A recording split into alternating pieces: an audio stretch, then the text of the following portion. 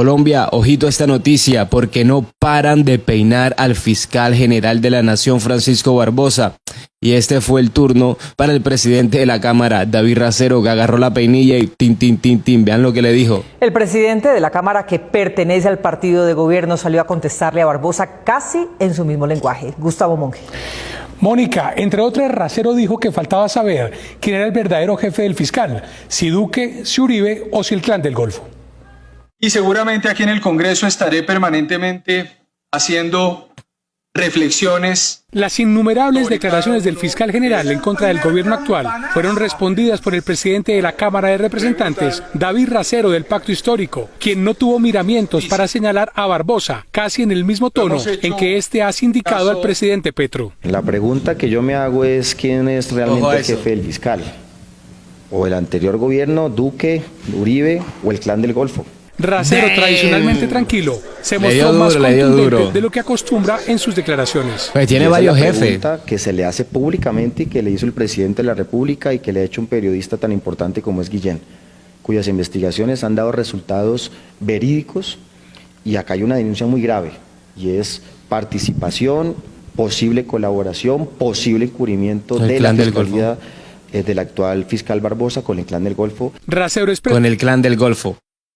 Bueno, Guillén no es santo de mi devoción, porque tienen un viciecito en el Twitter junto a Miguel Ángel del Río, que bueno, Miguel Ángel no me cae mal, pero tienen un viciecito en el Twitter que Guillén, mejor dicho, es el que descubre todo lo descubre, y Miguel Ángel es el que los encarcela a todos.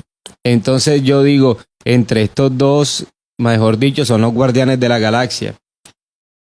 Entonces, digamos que el respeto que yo inicialmente le tenía a Gonzalo Guillén ha ido mermando, porque he notado que vende mucho humo, que es muy sensacionalista, que dice que va a hacer no sé qué cosa. Por ejemplo, con el hijo de Jorge 40, según él ya le iban a quitar la curul, lo iban a mandar para la picota, y nunca pasó nada, nunca pasó nada. Entonces, el tipo utiliza su Twitter para hacer mucha política y para generar sensaciones y pasiones en sus seguidores, solo para generar likes.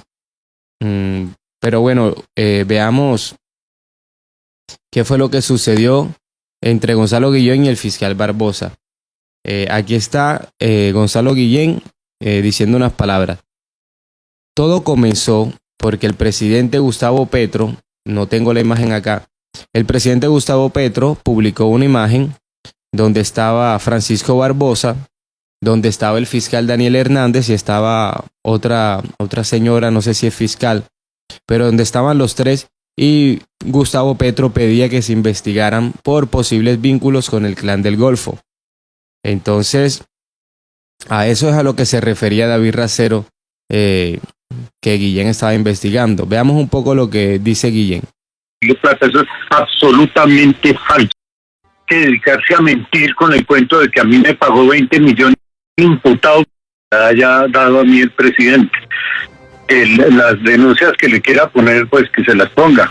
Y yo creo que si alguien retuiteó mis artículos y le molesta, debería era denunciarme a mí. Y yo le demuestro a la justicia en juicio quién es Daniel Hernández. Un fiscal imputado por corrupción por la misma fiscalía, está imputado por la misma fiscalía, y yo por mis denuncias está imputado.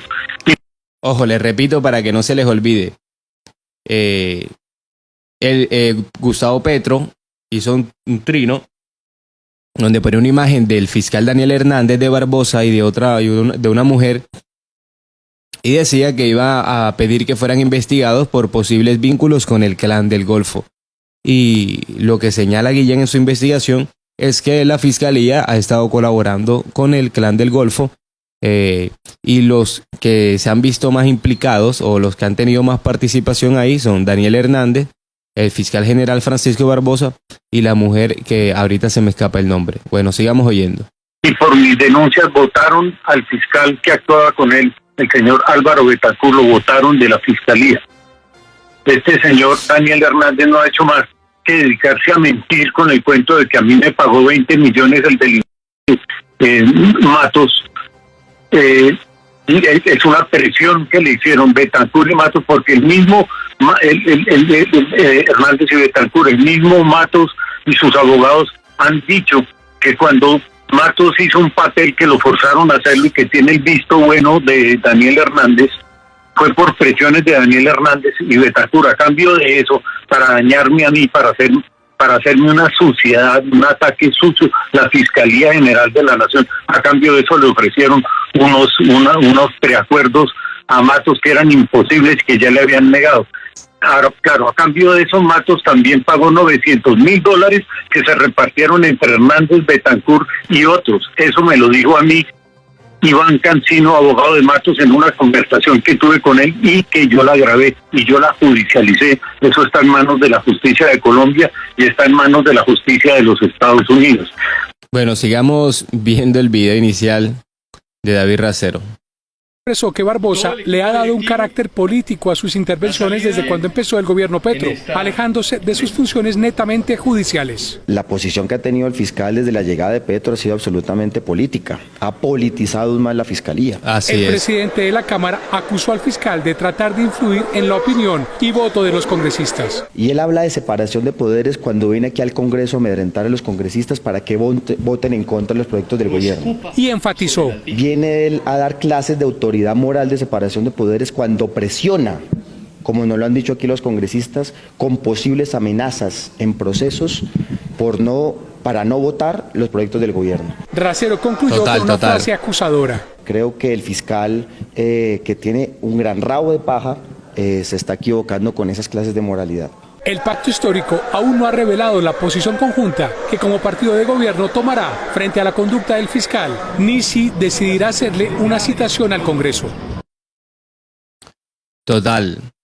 Habla de separación de poderes y él ha sido el que más ha hecho política desde la Fiscalía. Obviamente política para Álvaro Uribe y política para beneficiar a todo el uribismo.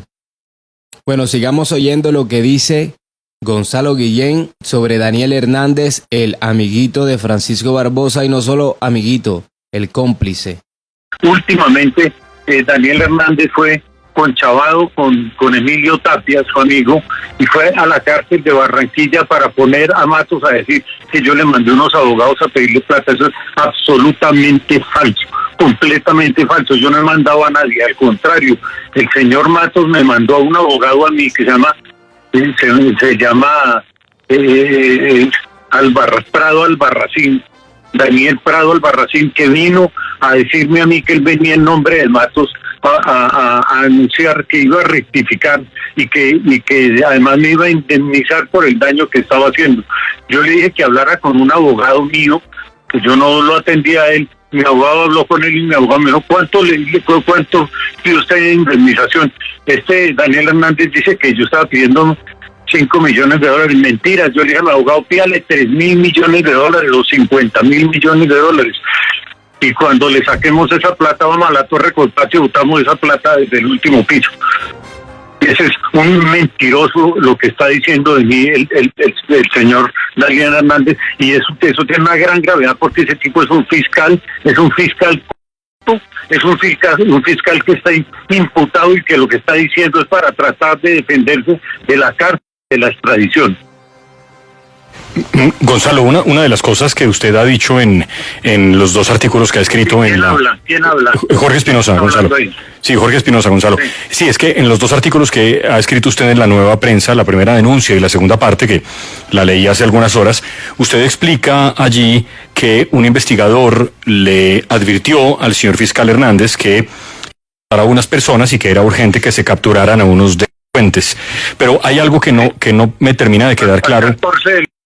Eso, y ahí en efecto usted tiene la lista con el documento que le entregó el señor investigador al fiscal Hernández. El fiscal Hernández lo que dice es que esos hechos son del 2008-2010 y que a él el investigador se lo notifica en agosto del 2020. No, en 2 veces se lo noté, en 21 y en 22, y yo tengo toda la documentación. Ese expediente sí comenzó en 2008. en la costa.